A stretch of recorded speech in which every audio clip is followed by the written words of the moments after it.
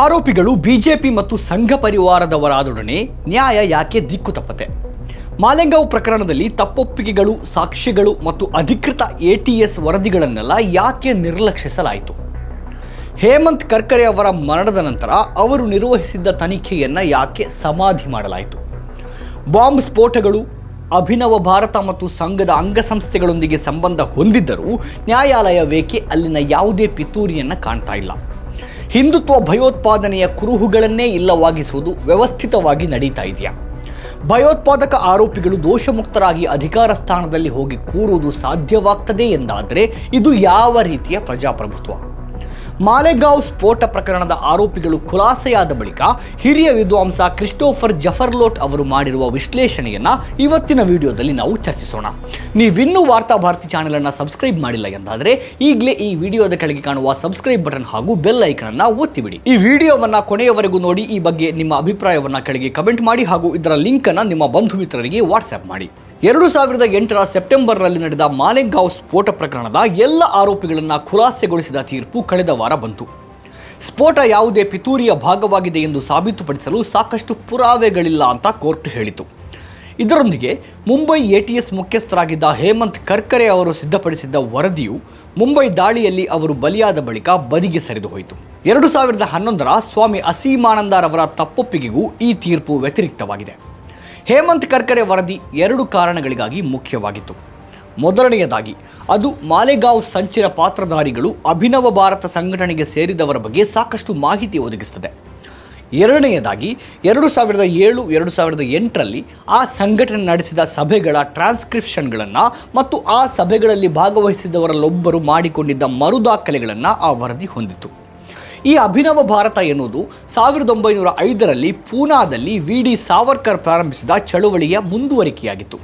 ಮಹಾತ್ಮ ಗಾಂಧಿಯನ್ನ ಕೊಂದ ನಾಥೂರಾಮ್ ಗೋಡ್ಸೆಯ ಸಹೋದರ ಗೋಪಾಲ್ ಗೋಡ್ಸೆಯ ಮಗಳು ಮತ್ತು ಸಾವರ್ಕರ್ ಅವರ ಸೋದರಳಿಯನ ಪತ್ನಿ ಹಿಮಾನಿ ಸಾವರ್ಕರ್ 2008ರ ಏಪ್ರಿಲ್ನಲ್ಲಿ ಭೋಪಾಲ್ನಲ್ಲಿ ನಡೆದ ಸಭೆಯಲ್ಲಿ ಅಭಿನವ ಭಾರತ ಸಂಘಟನೆಯ ಅಧ್ಯಕ್ಷರಾಗಿ ಆಯ್ಕೆಯಾದರು. ಅದನ್ನು ಅವರೇ ಪೊಲೀಸರ ಬಳಿ ಹೇಳಿದರು. ಆ ಸಭೆಯಲ್ಲಿ ಅಮೃತಾನಂದ ದೇವ, ಪ್ರಜ್ಞಾ ಸಿಂಗ್ ಠಾಕೂರ್, ಮೇಜರ್ ರಮೇಶ್ ಉಪಾಧ್ಯಾಯ, ಸುಧಾಕರ್ ಚತುರ್ವೇದಿ ಮತ್ತು ಲೆಫ್ಟಿನೆಂಟ್ ಕರ್ನಲ್ ಪ್ರಸಾದ್ ಪುರೋಹಿತ್ ಭಾಗವಹಿಸಿದರು. ಮಾಲೆಗಾಂವ್ ಪ್ರಕರಣದ ಇತರ ಆರೋಪಿಗಳ ತಪ್ಪೊಪ್ಪಿಗೆ ಪ್ರಕಾರ ಅಭಿನವ ಭಾರತವನ್ನು ಜೂನ್ 2006ರಲ್ಲಿ ಪುರೋಹಿತ್ ಸ್ವತಃ ಪ್ರಾರಂಭಿಸಿದರು. ಜೂನ್ 2007ರಲ್ಲಿ ನಾಸಿಕ್ ಜಿಲ್ಲೆಯಲ್ಲಿ ಅಮೃತಾನಂದ ದೇವತೀರ್ಥ ತಮ್ಮ ಶಿಷ್ಯರನ್ನು ಭೇಟಿಯಾಗ್ತಾ ಇದ್ದ ಡಿಯೋಲಾಲಿ ಶಿಬಿರದಲ್ಲಿ ಒಂದು ಪ್ರಮುಖ ಸಭೆ ನಡೆಯಿತು. ಆ ಸಭೆಯಲ್ಲಿಯೇ ಬಾಂಬ್ ದಾಳಿಗಳ ಮೂಲಕ ಮುಸ್ಲಿಮರನ್ನು ಗುರಿಯಾಗಿಸಲು ಪುರೋಹಿತ್ ತೀವ್ರ ಒತ್ತಾಯ ಮಾಡಿದರು. ಸೆಪ್ಟೆಂಬರ್ 2007ರಲ್ಲಿ ಡಿಯೋಲಾಲಿಯಲ್ಲಿ ಪುರೋಹಿತ್ ಅವರೊಂದಿಗೆ ಮತ್ತೊಂದು ಸಭೆ ನಡೆಯಿತು. ಅದರಲ್ಲಿ ಪೂರ್ವ ದಿಲ್ಲಿಯ ಮಾಜಿ ಬಿಜೆಪಿ ಸಂಸದ BL ಶರ್ಮಾ ಹೊಸದಾಗಿ ಕಾಣಿಸಿಕೊಂಡಿದ್ದರು. ಪೊಲೀಸರ ಪ್ರಕಾರ ಮಾಲೆಗಾಂವ್ಗೆ ಸಂಬಂಧಿಸಿದ ಸಂಚು 2008ರಲ್ಲಿ ನಡೆದ 4 ಸಭೆಗಳಲ್ಲಿ ರೂಪುಗೊಂಡಿತು. ಅಂಥ ಮೊದಲ ಸಭೆ 2008ರ ಜನವರಿ 25ರಿಂದ 27ರವರೆಗೆ ಫರೀದಾಬಾದ್ ಬಳಿ ಸೇವ್ ಅವರ್ ಸೋಲ್ ಸಂಘಟನೆಯ ಕಟ್ಟಡದಲ್ಲಿ ನಡೆಯಿತು. ಪುರೋಹಿತ್, ಉಪಾಧ್ಯಾಯ, ಕುಲಕರ್ಣಿ, ಚತುರ್ವೇದಿ ಮತ್ತು ಅಮೃತಾನಂದ ದೇವತೀರ್ಥ ಇದ್ದರು. ಅದಾದ ಬಳಿಕ ಅದೇ ಏಪ್ರಿಲ್ 11 ಮತ್ತು 12ರಂದು ಅದೇ ಜನರು ಭೋಪಾಲ್ನಲ್ಲಿ ಪ್ರಜ್ಞಾ ಸಿಂಗ್ ಠಾಕೂರ್ ಅವರನ್ನು ಭೇಟಿಯಾಗಿ ಮಾಲೆಗಾಂವ್ನಲ್ಲಿ ಬಾಂಬ್ ಸ್ಫೋಟಿಸಿ ಮುಸ್ಲಿಮರ ವಿರುದ್ಧ ಸೇಡು ತೀರಿಸಿಕೊಳ್ಳಲು ಸಂಚು ರೂಪಿಸಿದರು. ಆರೋಪಿ ಪುರೋಹಿತ್ ಬಾಂಬ್ ಪೂರೈಸುವ ಹೊಣೆಯನ್ನು ವಹಿಸಿಕೊಂಡಿದ್ದ. ಆರೋಪಿ ಪ್ರಜ್ಞಾ ಸಿಂಗ್ ಠಾಕೂರ್ ಸ್ಫೋಟಕ್ಕೆ ಜನರನ್ನು ಒದಗಿಸುವ ಜವಾಬ್ದಾರಿಯನ್ನು ವಹಿಸಿಕೊಂಡಿದ್ದರು. ಅದೇ ವರ್ಷ ಜೂನ್ 11ರಂದು ಪ್ರಜ್ಞಾ ಸಿಂಗ್ ಠಾಕೂರ್ ಬಾಂಬ್ ಬಿಡುವ 2 ವ್ಯಕ್ತಿಗಳಾದ ರಾಮಚಂದ್ರ ಕಲಾಸಂಗ್ರ ಮತ್ತು ಸಂದೀಪ್ ಡಾಂಗೆ ಅವರನ್ನು ಅಮೃತಾನಂದ ದೇವತೀರ್ಥರಿಗೆ ಪರಿಚಯಿಸಿದರು. ಅವರಿಬ್ಬರು ಬಾಂಬ್ ಒದಗಿಸಲು ಪುರೋಹಿತಿಗೆ ಸೂಚಿಸುವಂತೆ ಅಮೃತಾನಂದ ದೇವತೀರ್ಥ ಅವರನ್ನು ಠಾಕೂರ್ ಕೇಳಿಕೊಂಡಿದ್ದರು. ಕಡೆಗೆ 2008ರ ಆಗಸ್ಟ್ 3ರಂದು ಉಜ್ಜಯಿನಿಯ ಮಹಾಕಾಳೇಶ್ವರ ದೇವಸ್ಥಾನದ ಧರ್ಮಶಾಲೆಯಲ್ಲಿ ನಡೆದ ಸಭೆಯಲ್ಲಿ ಪುರೋಹಿತ್ಗೆ RDX ಖರೀದಿಸುವ ಜವಾಬ್ದಾರಿಯನ್ನು ನೀಡಲಾಯಿತು. ನಂತರ ಪುರೋಹಿತ್ ಪುಣೆಯಲ್ಲಿ ಕಲಾಸಂಗ್ರ ಮತ್ತು ಡಾಂಗಿಗೆ ಸ್ಫೋಟಕವನ್ನು ಒದಗಿಸಲು ಸುಧಾರಿತ ಸ್ಫೋಟಕ ಸಾಧನಗಳನ್ನು ಜೋಡಿಸುವಲ್ಲಿ ತರಬೇತಿ ಪಡೆದ ರಾಕೇಶ್ ದಾವಡೆ ಎಂಬಾತನನ್ನು ಕೇಳಿಕೊಂಡರು. ಅವರೆಲ್ಲರೂ ಆಗಸ್ಟ್ 9 ಮತ್ತು 10ರಂದು ಪುಣೆಯಲ್ಲಿ ಭೇಟಿಯಾದರು. ಮಾಲೆಗಾಂವ್ ಪ್ರಕರಣದಲ್ಲಿ ಭಾಗಿಯಾಗಿರುವ ಅಭಿನವ ಭಾರತದ 11 ಆರೋಪಿಗಳು 3 ಬೇರೆ ಬೇರೆ ಕ್ಷೇತ್ರಗಳಿಗೆ ಸೇರಿದರು. ಅವರಲ್ಲಿ ಧಾರ್ಮಿಕ ವ್ಯಕ್ತಿಗಳು, ನಿವೃತ್ತ ಸೇನಾ ಸಿಬ್ಬಂದಿ ಅಥವಾ ಸಂಘ ಪರಿವಾರದ ಕಾರ್ಯಕರ್ತರಿದ್ದರು. ಅಮೃತಾನಂದ ದೇವತೀರ್ಥರು POKಯಲ್ಲಿರುವ ಶ್ರೀ ಶಾರದಾ ಸರ್ವಜ್ಞ ಪೀಠದ ಶಂಕರಾಚಾರ್ಯರೆಂದು ಹೇಳಿಕೊಂಡಿದ್ದರು. ಅಭಿನವ ಭಾರತ ಸಂಘಟನೆಯಲ್ಲಿ ಇಬ್ಬರು ನಿವೃತ್ತ ಸೇನಾ ಸಿಬ್ಬಂದಿ ತೊಡಗಿಸಿಕೊಂಡಿದ್ದರು. ಅವರಲ್ಲೊಬ್ಬರಾದ ಮೇಜರ್ ರಮೇಶ್ ಉಪಾಧ್ಯಾಯ ಅವರನ್ನು ಮೊದಲು ಬಂಧಿಸಲಾಯಿತು ಮತ್ತು ಅವರು ಮಾಲೆಗಾಂವ್ ಸ್ಫೋಟ ಸಂಚು ರೂಪಿಸಲು ನಾಸಿಕ್ನಲ್ಲಿ ಪ್ರಜ್ಞಾ ಸಿಂಗ್ ಮತ್ತು ಅವರ ಸಹಚರರೊಂದಿಗೆ 3 ಸಭೆಗಳಲ್ಲಿ ಭಾಗವಹಿಸಿದ್ದಾಗಿ ತಕ್ಷಣ ಒಪ್ಪಿಕೊಂಡಿದ್ದರು.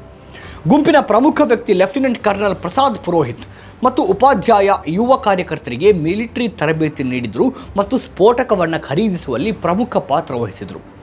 ಪುರೋಹಿತ್ 2004-2005ರಲ್ಲಿ ಜಮ್ಮು ಮತ್ತು ಕಾಶ್ಮೀರದಲ್ಲಿ ಸೇವೆ ಸಲ್ಲಿಸ್ತಾ ಇದ್ದಾಗ ಬೇರೆಯವರಿಗೆ ಶಸ್ತ್ರಾಸ್ತ್ರ ಪರವಾನಗಿ ಪಡೆಯಲು ದಾಖಲೆಗಳನ್ನು ನಕಲಿ ಮಾಡಿದರು.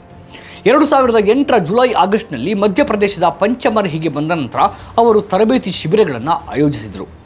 ಮಾಲೆಗಾಂವ್ ಪ್ರಕರಣದ ಆರೋಪಿಗಳಲ್ಲಿ ಕೇವಲ 2 ನಿವೃತ್ತ ಸೇನಾ ಸಿಬ್ಬಂದಿ ಇದ್ದರೂ ಅಭಿನವ ಭಾರತದಲ್ಲಿ ಇನ್ನೂ ಹೆಚ್ಚಿನ ಸಂಖ್ಯೆಯ ಅಧಿಕಾರಿಗಳು ಸೇರಿದ್ದಿರಬಹುದು ಎನ್ನಲಾಗಿದೆ. ಪುರೋಹಿತ್ ಪ್ರಕರಣ ಇಂಟ್ರೆಸ್ಟಿಂಗ್ ಆಗಿದೆ.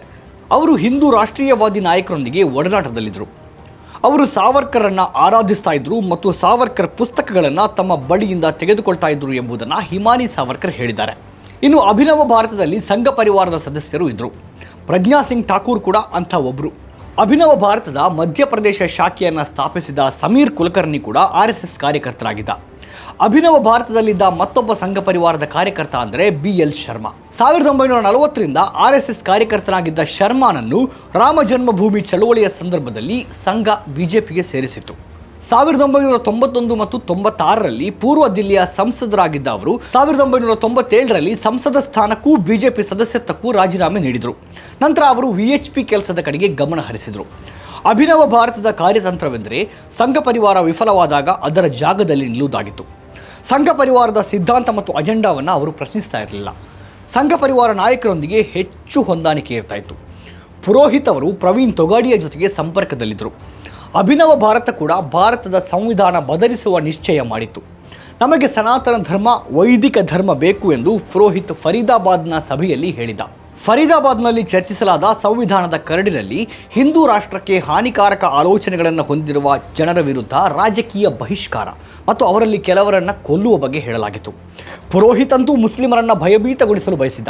VHPಯನ್ನು ಒಳಗೊಳ್ಳುವ ಮೂಲಕ ರಾಜಕೀಯದಲ್ಲಿ ಸಕ್ರಿಯವಾಗುವ ಪ್ರಸ್ತಾಪವು ಅಭಿನವ ಭಾರತದ ಮುಂದೆ ಇತ್ತು. ಅಭಿನವ ಭಾರತ ಸಂಘಟನೆ 3 ಬಾಂಬ್ ಸ್ಫೋಟಗಳಿಗೆ ಕಾರಣವಾಗಿತ್ತು. ಮಾಲೆಗಾಂವ್ ಹೊರತಾಗಿ ಇನ್ನೂ 2 ಸ್ಫೋಟಗಳ ಹಿಂದೆ ಅದು ಇತ್ತು. ಫರೀದಾಬಾದ್ ಸಭೆಯಲ್ಲಿ ಪುರೋಹಿತ್ ಈ ರಹಸ್ಯವನ್ನು ಬಹಿರಂಗಪಡಿಸಿದರು ಮತ್ತು ಇಂತಹ ಕಾರ್ಯಾಚರಣೆಗಳಿಗಾಗಿ ಪುರೋಹಿತ್ ಹಣ ಸಂಗ್ರಹಿಸಿ ಕೆಲವರಿಗೆ ತರಬೇತಿ ಕೂಡ ನೀಡಿದ್ದ. ಆರೋಪಿ ಪ್ರಸಾದ್ ಪುರೋಹಿತ್ ಅಭಿನವ ಭಾರತ ಸಂಘಟನೆಗಾಗಿ 21 ಲಕ್ಷ ರೂಪಾಯಿಗಳಷ್ಟು ದೊಡ್ಡ ಮೊತ್ತದ ಹಣ ಸಂಗ್ರಹಿಸಿದ್ದರ ಬಗ್ಗೆ ಮಾಲೆಗಾಂವ್ FIRನಲ್ಲಿ ಹೇಳಲಾಗಿದೆ. ಅಭಿನವ ಭಾರತದ ನಾಯಕರು ಇಸ್ರೇಲ್ ಮತ್ತು ನೇಪಾಳದಲ್ಲಿಯೂ ಬೆಂಬಲಿಗರನ್ನು ಹೊಂದಿದ್ದರು. 2000ರ ದಶಕದಲ್ಲಿ ಹಿಂದೂ ರಾಷ್ಟ್ರೀಯವಾದಿಗಳು ಮುಸ್ಲಿಮರ ವಿರುದ್ಧ ಹೋರಾಡಲು ಮತ್ತು ಭಾರತದಲ್ಲಿ ರಾಜಕೀಯ ಬದಲಾವಣೆ ತರುವುದಕ್ಕಾಗಿ ಭಯೋತ್ಪಾದಕ ಕೃತ್ಯ ನಡೆಸಲು ಸಿದ್ಧರಾಗಿದ್ದರು ಎಂಬುದನ್ನು ಮಾಲೆಗಾಂವ್ ಪ್ರಕರಣಕ್ಕೆ ಸಂಬಂಧಿಸಿದ ದಾಖಲೆಗಳು ತೋರಿಸುತ್ತವೆ. ಅಭಿನವ ಭಾರತ ಸಾವರ್ಕರ್ ವಾದಿಗಳನ್ನು ಒಳಗೊಂಡಿತ್ತು. ಅವರು ಯಾವಾಗಲೂ RSSನಿಂದ ತಮ್ಮನ್ನು ಬೇರೆಯಾಗಿಯೇ ಗುರುತಿಸಿಕೊಂಡಿದ್ದರು. ಆದರೂ ಸಂಘ ಪರಿವಾರದ ಕಾರ್ಯಕರ್ತರು ಭಯೋತ್ಪಾದನೆಗೆ ತಯಾರಿದ್ದಾರೆ. ಅವರಲ್ಲಿಯೇ ಕೆಲವರು ಅಭಿನವ ಭಾರತದ ಭಾಗವಾಗಿರುವುದು ಕೂಡ ಇದೆ. ಮಾಲೆಗಾಂವ್ ಸ್ಫೋಟದ ತಪ್ಪೊಪ್ಪಿಗೆ ನೀಡಿದ್ದ ಅಸೀಮಾನಂದ ಅಭಿನವ ಭಾರತ ಮತ್ತು VHP ಎರಡಕ್ಕೂ ಸೇರಿದವ. ಅಸೀಮಾನಂದನ ತಪ್ಪೊಪ್ಪಿಗೆ ಗಮನಾರ್ಹವಾದದ್ದಾಗಿದೆ. ಯಾಕೆಂದರೆ ಮಾಲೆಗಾಂವ್, ಸಂಜೋತಾ ಎಕ್ಸ್ಪ್ರೆಸ್, ಹೈದರಾಬಾದ್ನ ಮಕ್ಕಾ ಮಸೀದಿ, ಅಜ್ಮೀರ್ ದರ್ಗಾ ಶರೀಫ್ ಮತ್ತು ಮೋಡ್ಸಾ ಬಾಂಬ್ ಸ್ಫೋಟಗಳ ಹಿಂದೆ ಇದ್ದದ್ದು ಅಭಿನವ ಭಾರತ ಮಾತ್ರವಲ್ಲ. ದೇವಾಸ್ ಸಂಘಟನೆ ಪ್ರಚಾರಕ ಸುನಿಲ್ ಜೋಶಿ, RSS ಶಾಖೆಗಳ ಉಸ್ತುವಾರಿ ವಹಿಸಿದ್ದ ಸಂದೀಪ್ ಡಾಂಗೆ ಮತ್ತು ಅಜ್ಮೀರ್ ದರ್ಗಾ ಶರೀಫ್ ಪ್ರಕರಣಕ್ಕೆ ಸಂಬಂಧಿಸಿದಂತೆ ಆರೋಪ ಪಟ್ಟಿಯಲ್ಲಿ ಹೆಸರಿಸಲಾದ ಹಿರಿಯ RSS ನಾಯಕ ಇಂದ್ರೇಶ್ ಕುಮಾರ್ ಅವರು ಈ ಘಟನೆಗಳ ಹಿಂದೆ ಇದ್ದರೆಂಬ ಸುಳಿವನ್ನು ಅಸೀಮಾನಂದನ ತಪ್ಪೊಪ್ಪಿಗೆ ನೀಡಿತ್ತು. ಆದರೆ ಈ ಯಾವುದೇ ದಾಳಿಗಳಿಗೆ ಸಂಬಂಧಿಸಿದ ಆರೋಪಿಗಳಾಗಿದ್ದ ಇವರು ಯಾರೂ ಖಂಡಿಸಲೇ ಇಲ್ಲ. ಅಂದರೆ ದೇಶದಲ್ಲಿ ಕೆಲವರು ತಪ್ಪು ಮಾಡಿದರೆ ಕಾನೂನು ಕೂಡ ಅವರನ್ನು ಮುಟ್ಟದೆ ರಾಜಾರೋಷವಾಗಿರಲು ಬಿಡುತ್ತದೆ ಎಂಬುದು ಅವರಿಂದ ಮತ್ತೊಮ್ಮೆ ಸ್ಪಷ್ಟವಾಗಿತ್ತು. ಈ ಬಗ್ಗೆ ನೀವೇನು ಹೇಳ್ತೀರಿ? ನಿಮ್ಮ ಅಭಿಪ್ರಾಯವನ್ನು ಕೆಳಗೆ ಕಮೆಂಟ್ ಮಾಡಲು ಮರಿಬೇಡಿ.